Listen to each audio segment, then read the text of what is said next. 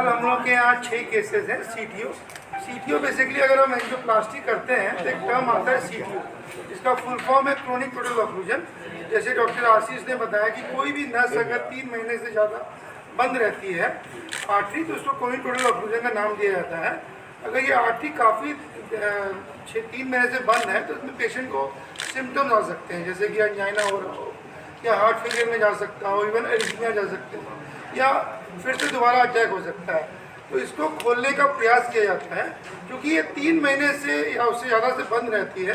इसमें काफ़ी चूना जम जाता है, अगर आप सिंपल लैंग्वेज में बोलें तो चूना जम जाता है, कोलेजन जम जाता है, तो खोलने में काफ़ी मुसीबत आती है या दिक्कत आती है। तो अगर पहले हम लोग एंजियोप्लास्टी करते थे, जो खोलते थे इसमें काफ़ी समय लगता था और 30-40% ही खुल पाता था ये। तो अब ये जो और CABG इसका एक ऑप्शन था कि हम लोग बोल देते थे उनको दवा खाओ और दवा खाइए और सही रहिए। तो तभी भी पेशेंट दर्द होता था, फेलियर में आता था, थकान महसूस होती थी। इसको खोलने का फिर हम लोग एंजियोप्लास्टी से खोलने का वो किया।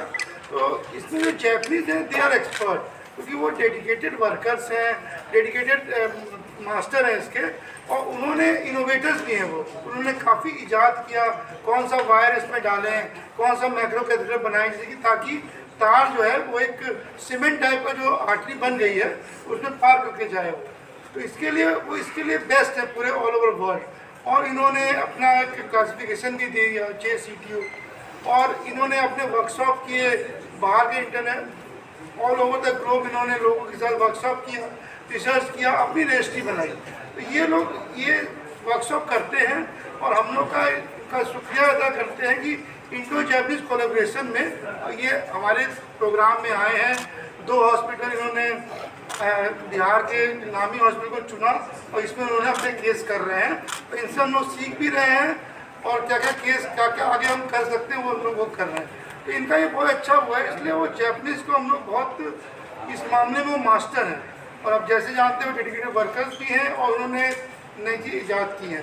तो आज जैसे 2-3 केसेस हार्ट हॉस्पिटल में हैं, कल हमारे यहाँ 5-6 केस हमने रखा हुआ है और इनसे हम लोग काफ़ी बेनिफिट लेंगे। अगर CTO कोई आर्टरी खुल जाती है तो काफ़ी फ़ायदा होता है मरीजों को। एक तो वो है कि उसका आर्टरी खुल गया, फ्यूचर हार्ट अटैक होने का डर नहीं रहता। एक आर्टरी ऑलरेडी बंद है, मान लीजिए आगे उसकी और आर्टरी बंद हो गई तो हार्ट अटैक का चांस बन जाता है। पेशेंट भी स्ट्रेस में रहता है कि मेरी आर्टरी, दवा तो खा रहे हैं लेकिन मेरी आर्टरी बंद, हर तरह खुली हुई है, बंद है, तो भी स्ट्रेस में रहता है, डिप्रेशन में जा सकता है। तो खुलने के बाद बहुत फ़ायदा है और मैं डॉक्टर कोसी मासू का शुक्रिया अदा करता हूँ कि वो यहाँ पे आ रहे हैं और हम लोग अपने टेक्निक सिखा रहे हैं। आर्टरी खोलने के बाद क्रोनिक टोटल ऑक्लूजन अगर बहुत दिन से बंद है तो उसको खोलना सबसे चैलेंजिंग है।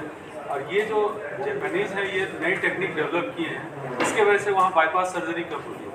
अगर हार्ट का नस कोई पूरी तरह से बंद है, एंजियोप्लास्टी होना मुश्किल है, तो बाईपास सर्जरी के लिए चला जाता है पेशेंट। लेकिन अगर उसमें टेक्नोलॉजी इंप्रूव कर रहा है तो काटने की जरूरत नहीं होती, उससे तार के थ्रू हम लोग जा सकते हैं, उसको ओपन कर सकते हैं। तो नए तार आए हैं, नई टेक्निक आए हैं। हम लोग का 2 वे आपस में डिस्कशन होता है कि कैसे हम लोग इम्प्रूव करें। वो हमसे कुछ सीखते हैं, हम उनसे कुछ सीखते हैं। ये सबसे डिफिकल्ट पोर्सन है एंजियोप्लास्टी का, जो हम लोग प्रयोग कर रहे हैं, एक दूसरे से सीख रहे हैं।